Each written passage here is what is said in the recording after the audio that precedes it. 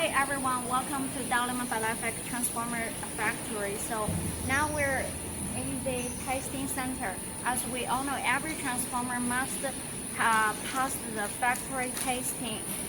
Then we can allow them to leave the factory. So as per the IEC C2057 and the 90 standards, normally we will do the following transformer testings.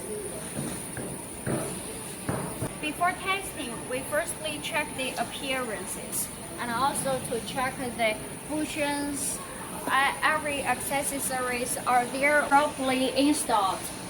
After that, we do the testing. Our testing sequence is firstly is the voltage ratio and 1A resistance.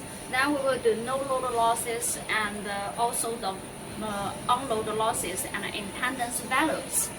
When you go inside with me, you will check. Here is our frequency without frequency with the stand capacity, and also the AC. Here is BLL testing, power frequency, power testing, and here are our oil testing areas. So after all the testing is finished, we also need to do the oil leakage testing. So when the transformer passes every transformer's testings, we will give a test report to the customer and to confirm the details. Then we can do the package and to deliver the transformer to you.